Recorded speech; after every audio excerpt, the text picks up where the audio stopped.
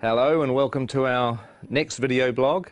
I thought it would be good to carry on talking to Andy Serkis about some of the fun and games we had during our first block of shooting.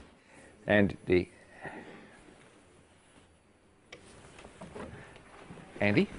Where is he?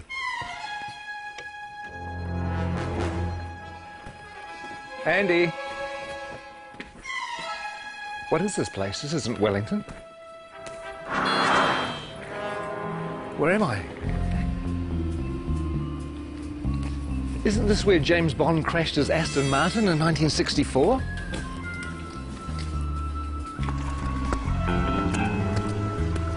And isn't this where Red Grant trained to be an assassin at the beginning of From Russia with Love?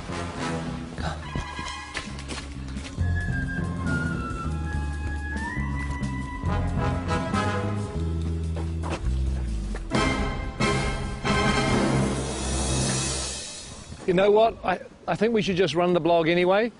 So what we did is we asked cast and crew to tell us a few of their favourite memories from the first 3 or 4 months of shooting.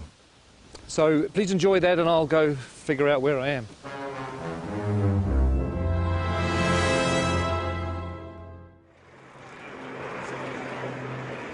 What are the things that stand out for you the most from the first block? I think for me, my favourite stuff we've done so far has been Gollum's cave. Was that precious? The way that Pete did that scene, it felt like I was watching a play. It was sort of like you could just sit back and watch these amazing guys do their thing. Him and Martin together were fantastic. It was really cool. Trying to get back into the head of Gollum. I don't know if I ever told this, but it felt like kind of doing an impersonation of a character that I played. Yes. A long time. It was weird because it was like, you know, having to re-own it again. Yeah, it was pretty cool. It was a nice way of starting. I felt sorry for Martin because he was suddenly thrust into having to find the character of Bilbo and have to deal with you for a whole week, going at him the whole time. I mean, it must have been a bit intimidating. Places and splashes. That's a Mickey Mouse full of Yeah. It's going to be a good movie. Check it out. After 2 years of, oh my God, when are we ever going to shoot this film? We had 13 dwarves and a hobbit. We might have had a wizard as well. And suddenly, it's real. Seeing the sets were like amazing. That was true. I mean, coming to Bag End for the first time and walking through. That was our first day, wasn't it? It was, First day on the job. That was amazing.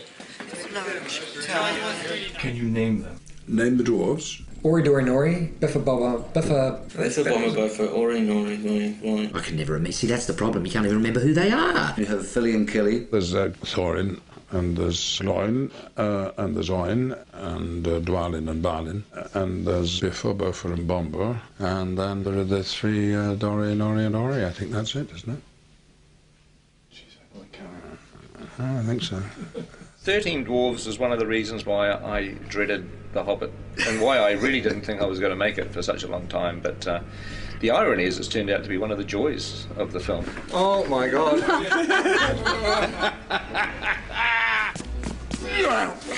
What a challenge. I mean, 13 heroes, or 14 with Bilbo. They all have to be differentiated in a way that isn't necessary in the book, but if you keep seeing them, you want to know who they are and specifically and what their attitude is and why they're on this journey. We need to move now! Come on! Some of the best memories were getting the dwarves ready. Everybody has helped these actors kind of find their way through lots of rubber and lots of hair. Walking through Weta and getting to see our designs and going, actually, God, I look amazing. I look the most amazing of anyone. That was probably the best day, wasn't it? Mm-hmm. Yeah. When you all said, gee, Jed's amazing. That's an amazing we design. did, yeah. Some of them actually look pretty bad before they get into the prosthetic. Some of them, in fact, for some of them, a prosthetic is making them look better, to tell you the truth, which says something. Mark Hadlow, for example, springs to mind. I have this lovely bit down here, and then this moustache that comes up here. I look stunning. Actually, look, I should be in centrefold. One of the things that quite early on we discovered was that Mark Hadlow likes to dress up in costumes, mainly sort of military type things. And the really weird thing about his sailor outfits is that below the waist, nothing. But again, you know, he's a nice bloke though. A little bit to cut. A little bit to cut. One of them doesn't have to wear a beard. Yeah, well, we're all very, very jealous of that. Actually, he is the Aidan Turner. He's the sexy dwarf. I don't even think he's got a beard, actually. Mainly because he's not old enough to grow one. He's the hot one, I suppose, if you like that kind of thing. But if you like knitted cardigans and knitted mittens, then I'm your fella. If there was a boy band in Middle Earth, he would be the leader Williams. of the Robbie Williams of the dwarf world. Whereas you'd be roadie, I think. Yeah, the roadie. Bomb would be a roadie. I think when people see the beards are going to come back in big time. They are. Huge. Give us a kiss. Gelek Dashwood Bar. Gelek Dashwood Bar. We've all learnt a bit of the dwarf language, Cosdor, so we all have a kind of selection of words to fall back on, curses and battle cries. I mean, we speak Dwarvish to each other most of the time when we're on set. Okay, here goes. And Peter can guess what it is, and then I'll tell people. Caused Belcour. Caused Belcour. Caused Belcour. Peter? It means mighty dwarf.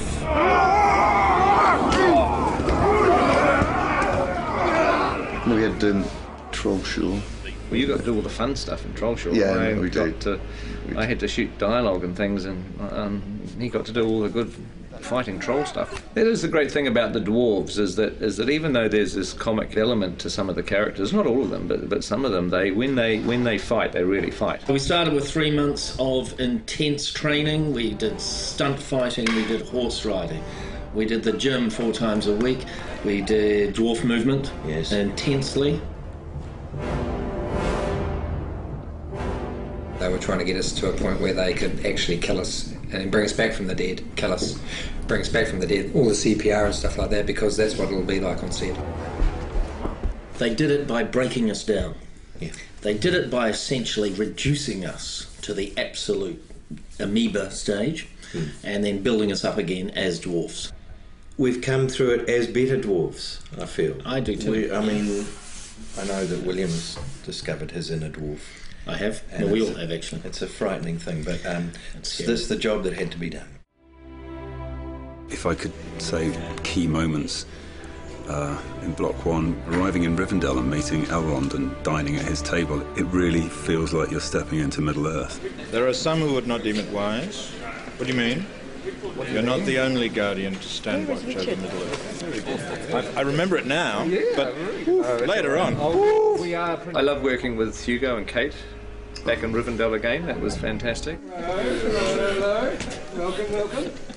I still can't quite get over being on set with Ian as Gandalf and then, Kate Blanchett with Galadriel and Hugo with Elrond, and you just feel like you step back into a movie again. It's kind of weird. Is this a new one? This is different. Yeah, different one. High points really, I think, was getting Kate Blanchett with a long train. Beautiful. Kate, that's beautiful. That is. They're all going to want one. Just don't ask me to walk anywhere. One of the things that I like is that we're getting a little bit of the music into the movie too, the songs. Tolkien wrote quite a few songs for The Hobbit. I got to sing a song. You want to hum a few bars for us now? Oh, it's a classic song. It's after sort of Cole Porter, Gershwin, and that type of thing. There's an inn, there's a merry old inn beneath an old grey hill. He squeaked and soared and quickened the tune while the landlord shook your man in the moon. It's after 3, he said. I think it'd be great if Dwalin just yelled the whole thing. So the cat. The Oswald the tipsy cat. Is this the Metallica version? Who is this? Guess the Metallica version.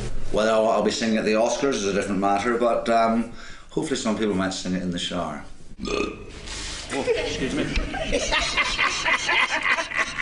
I think this is a Peter Jackson question. Which dwarf would you like to invite to dinner? Well, I wouldn't invite any of them except myself. I'm afraid that the table manners aren't of the best. Oh, you get your fist when you do that! They would not want Biffa over for dinner. He would be like the bottom of the line. Ori, because he'd be very polite. Excuse me. Well, it'd be me, obviously, because I'd cook. Stephen Hunter does pretty well with a bad table manners. He just eats so much. Have you seen the size of him? I mean, oh good lord. He's enormous. I've tried to talk him about cutting down his cholesterol and his butter intake. I don't think you'd invite Norrie because he'd steal all the silverware. You'd never invite Graham McTavish because he would sit there and glare at you and show his forearms all night. Dwallin's a real warrior. When he parties, he goes completely mad, like so many Scottish people. There you go. Well, the words kettle black calling pot come to mind. I don't think you'd invite any dwarf to dinner, actually. I wouldn't have them all together, though. Not 13, maybe a couple at a time. Special person to meet here, John Rhys Davies. It was fun on one of the days that we were in Bag End with the dwarves that John Rhys Davies came to visit. Oh, yeah? And it was great to introduce him not only to Gloin, who's his father in the story, but also to all the other dwarves. Hello, my boy. It's just like coming home to family. I predicted what John would say, and he pretty much said it word for word. I could just imagine, him saying, "Oh, you poor bastards." that's pretty much what he went on to say. You poor buggers. When he gets you running up the hill in full armour, you'll enjoy that. But you are going to be spectacular. And you'll be chased by women all around the world. but only if you're in costume and makeup. Okay. All right.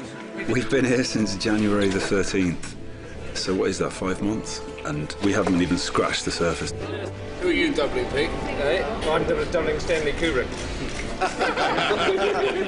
One of the biggest moments was when we all put our gear on and we all stood together, sort of looking around at each other into the characters' faces. To stand in a circle and look at the guys that were going on the quest, I got a real tingle up my spine. Lovely, thank you, that's terrific. I think we can check the gate on that.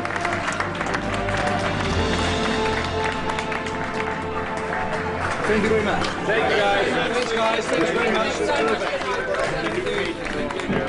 Thank you. Bittersweet moment, but it's time to leave. Hasta la vista. Then driving off. I'm waiting for somebody, sorry. It could have been even... I know. Just go. Oh, really? Yeah, just go. We've had enough. Go. Are you ripped? No, I'm not ripped. They're keeping the good people. Okay. Oh, hey, Go again, we'll go now. Hey. Okay, we'll go now. It's a bittersweet moment, but it's time to leave. Hasta la vista. Well, I hope you enjoyed that. I don't know whether there'll be any more, because I have to find New Zealand, which I've lost. I think it's over here. Who is that odd little fellow?